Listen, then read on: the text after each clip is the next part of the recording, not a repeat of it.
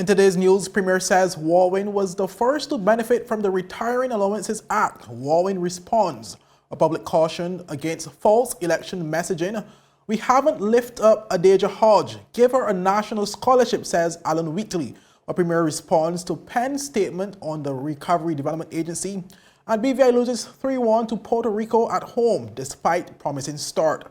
Viewers, these and more stories when 284 News return. There goes my new car. Guess I'm back on my bike. Your bike?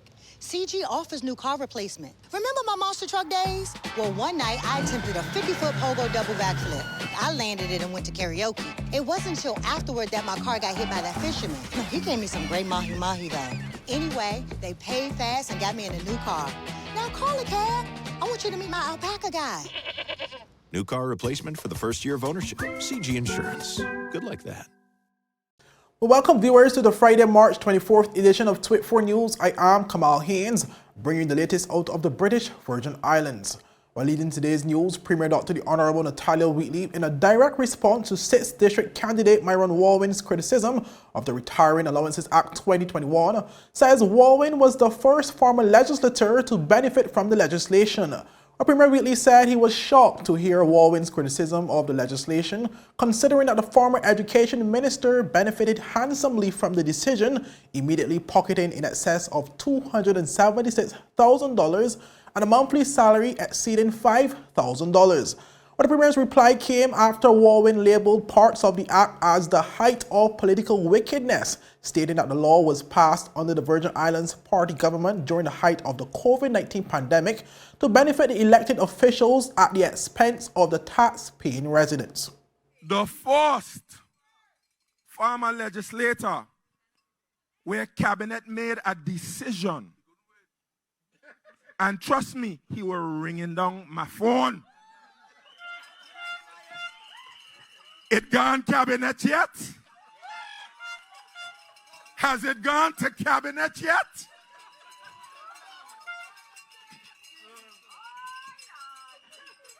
Mr. Myron Walwyn took home $276,274.50.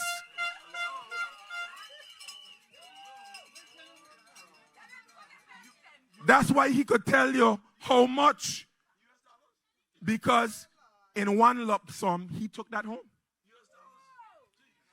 And every month, on top of that $276,274.50, every month he is paid $5,525.50. And he will be paid that for the rest of his life. Premier Wheatley also stated that the only person who presently qualifies to benefit from the act from the current Virgin Islands party is Honourable Alvira Maduro Keynes, who he said voted against the bill. Nobody who is on the stage right now, except for Honourable Maduro Keynes, who did not vote for it. The only person who qualifies is Honourable Maduro Keynes for any kind of pension for life. The rest of us currently do not qualify. The people who have who stand the most to benefit from that: Mag Van der Poel, Marlon Penn, Mitch Turnbull, Julian Fraser, former Premier Andrew Foy. Not anybody up here. Well, Dr. Wheatley also disclosed that it was his idea to repeal the legislation, claiming that Chairman of the National Democratic Party, Honourable Marlon Penn, took his idea and ran with it. But the Premier further claimed that Penn only decided to advocate for the repeal of the legislation after seeking legal advice, which informed Penn that his gratuity package would not be affected. The only time when Honourable Marlon Penn ran to the public and said he was going to repeal it is after he discovered that repealing it will not affect his package.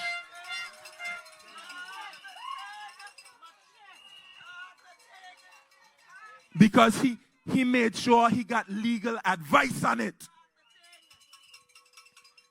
My God. And the only time he went and ran to the public to say he's going to repeal it, after he heard me saying that I'm going to repeal it. When he heard me talking about I'm going to repeal it, he immediately ran to the radio. My God. Well, 284 News had an opportunity to speak to Walwyn on our Just for the Record election series, which will be airing soon. Well, he explained the part of the legislation that he believes needs to be repealed, stating that his pension benefits have nothing to do with the controversial section of the Act. So the pension that I receive, every former member and every member going forward will receive that part of their pension. And I've said before, I have no issues with the first part of the bill. That is the first part of the bill. The second part of the bill is the problem that I have. And that is the part that I'm saying needs to be repealed. Because in addition to this first part that you get, a member now, if he has served 1 term, would get his full salary for every month for 2 years. If he serves 2 terms, he will get his full salary for 2 years. If he serves 3 terms, he will get his full salary every month for 3 years. And if you serve 4 or 5, you get your salary every month for 4 years, in addition to what I've just described to you in the first part of the bill. So that too something that the Premier would have said that I would have gotten. If he was to get elected and serve another term, he would get double that amount in his gratuity. If he was supposed to serve 3 terms, he would get over $600,000, $400,000 on top of what I would have received. So my concern is the second part of the bill. Walwyn also labeled the Premier's public disclosure of his pension information as disgraceful and grossly unethical. I heard the Premier with his public spectacle. It was quite disgraceful if you ask me, because for a Minister of Finance to go on a political stage and call out what a creditor or pensioner is making is grossly unethical.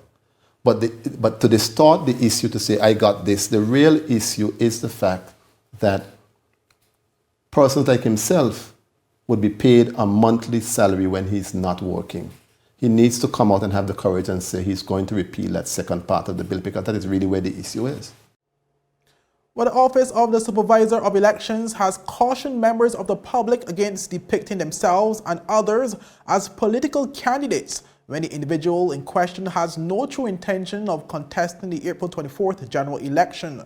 What the report said, and I quote, well, persons who do not intend to contest the 2023 general elections as official candidates are strongly discouraged from creating imagery and other messaging suggesting otherwise, end quote. But this, as several posters are in circulation depicting persons as candidates for reasons of satire or otherwise.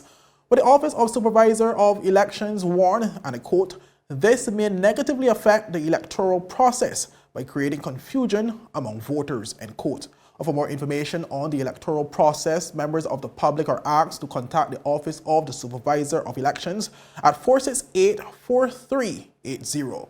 Well, up next, we haven't lifted up Adaejah Hodge, give her a national scholarship, says Allen Wheatley, and Premier responds to Penn's statement on RDA. But these are more stories after a word from our sponsors. Rashford made it, Manchester United have come from behind to lead. At home or on the go, watch CCT Live. Download our app and carry your favorite TV shows, news, or live sports anywhere you go. Visit cctbvi.com/live, select your package, and tune in. Yep, that's me. You're probably wondering how I got here. My name is Kamal Haynes. Most of you know me from 284 News, but now you get to see me in a different light on my very own show called Health is Wealth. We have Joel Turnbull. I don't want you to arch your back when you're pulling down. Milton McLean. First of all, right, your footwork. Stephen Payne. That was a 9 out of 10. I know you got the service down pat. Steve Augustine. You did a pretty hard workout today, so perhaps... And as you can see, it's actually... you're feeling it. Alonzo Boynes. Taekwondo. Adam Morrows. I'll speak as if you're an absolute beginner. I am an absolute beginner. You are an absolute beginner. And Seth Graham. It bites. It will bite.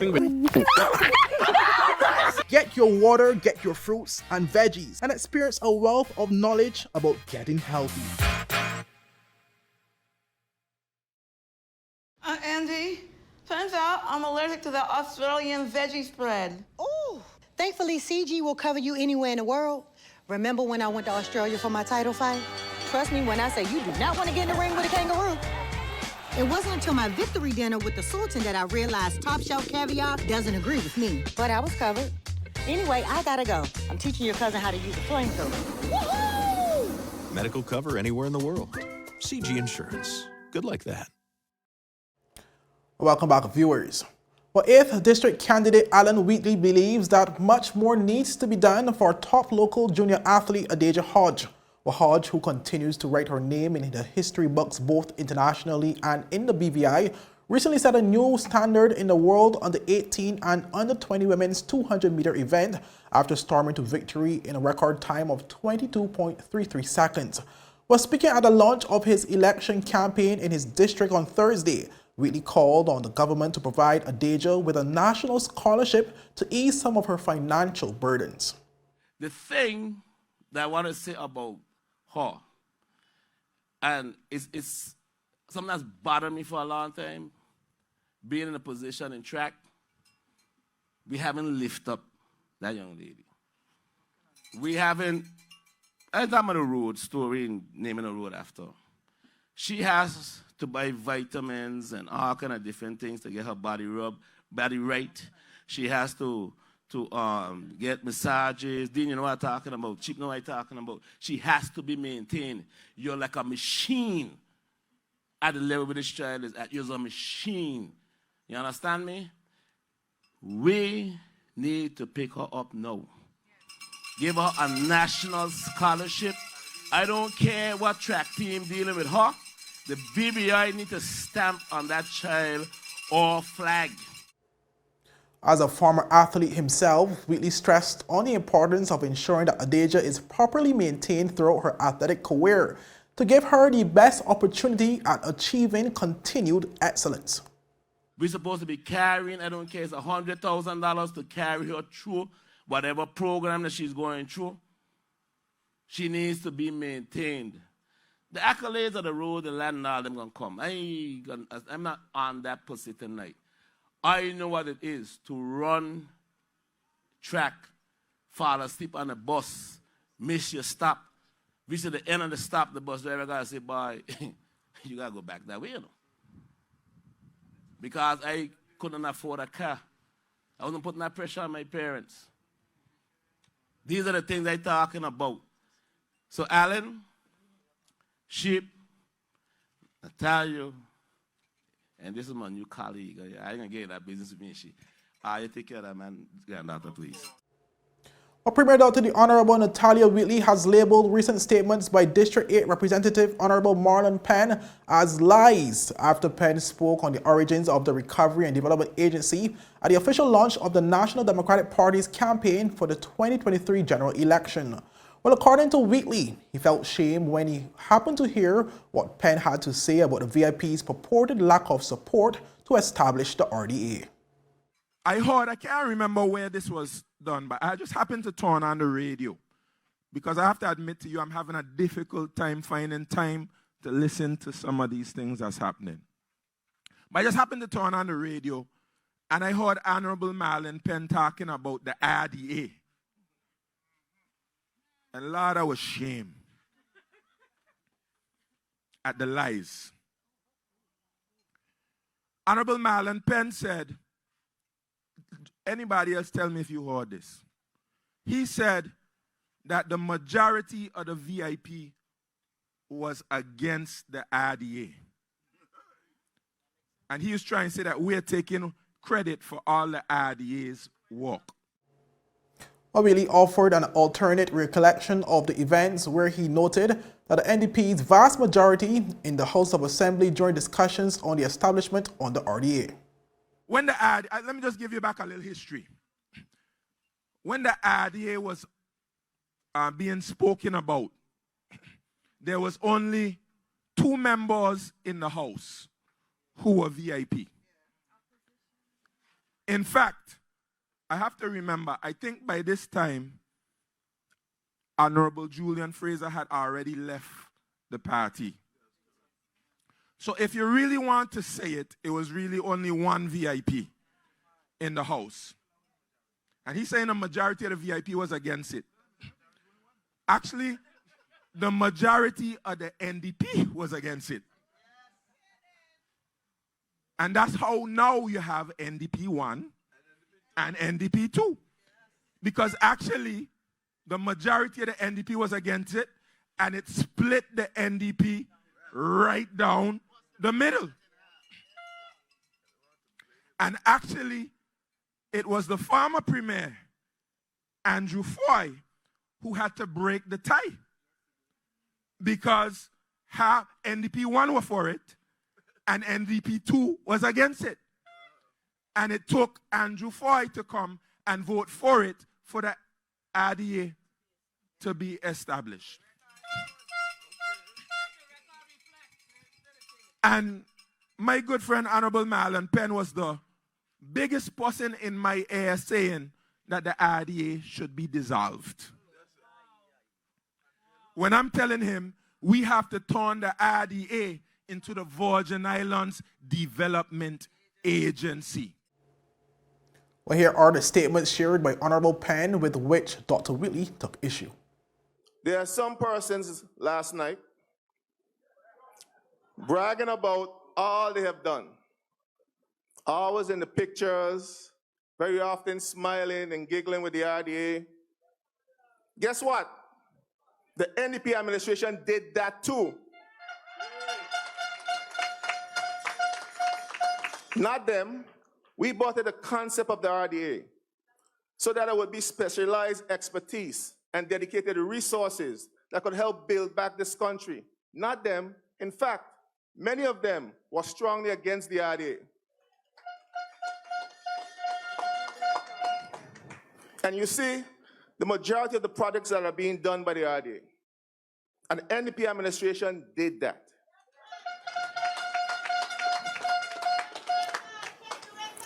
The vast majority of those projects were planned under the NDP administration. All the roads, all the walls, all the government buildings in Bodjigara, in Tortola, all the recreation facilities around the Virgin Islands, all the community centers, we did that. Well, up next, BVI loses 3-1 to Puerto Rico at home despite promising start. And who's done more than me? Says Vincent Wheatley on issues as the issues challenge. But these stories when 284 News return. So you're saying I can ask this cat any question? The cat is connected to the computer. You just type in the question, it will read his mind. There the answer comes.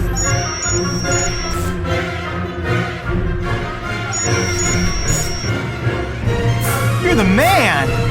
I've been looking for this for weeks.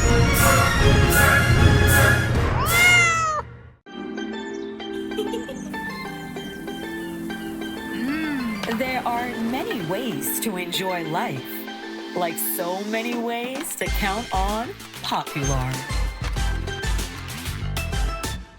The wait is over! CCT Fire is here! Experience ultra-fast downloads, seamless streaming, and even more reliable connectivity on an all-new fire-blazing super-fast CCT Fiber network. CCT Fire, bring it home and upgrade today.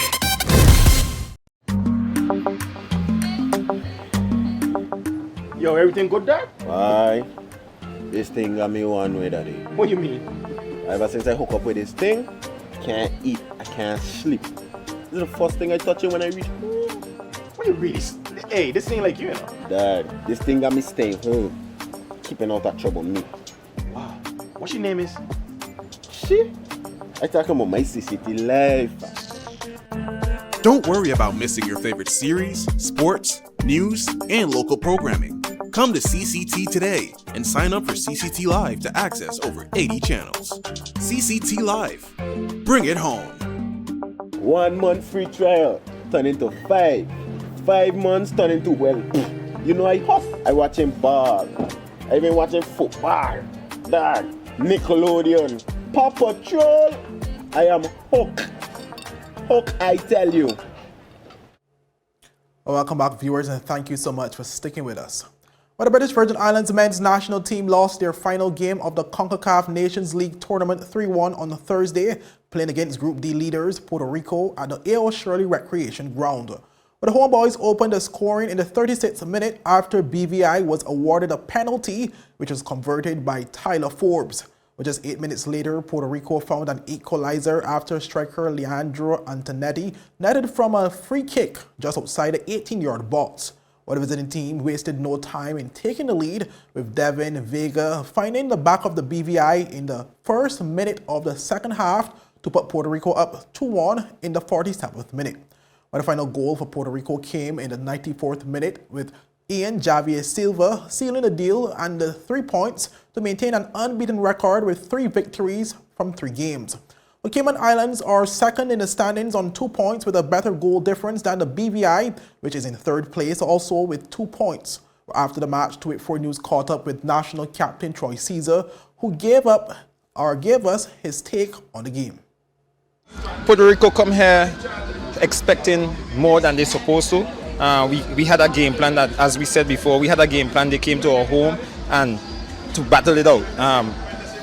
The result, we were unhappy with the result, but we were still successful in what we wanted to do. Couple mistakes cost us the game, but overall, I'm happy that the team did well, and we're just going to move forward from there. Okay. And some of the goals, especially the 3 goals, were some would reckon is very soft goals. Yeah. You know, speak about that as well. I don't want to say too much about it because I know it's simple mistakes that can be fixed. It's simple individual mistakes, and I don't want to put too much pressure on that individual at this moment in time. But overall, it's a team effort, and that's all it is right now. A team effort. We fight for that 90 minutes, and then we just move on from there. Okay. And what's next for the guys going forward now?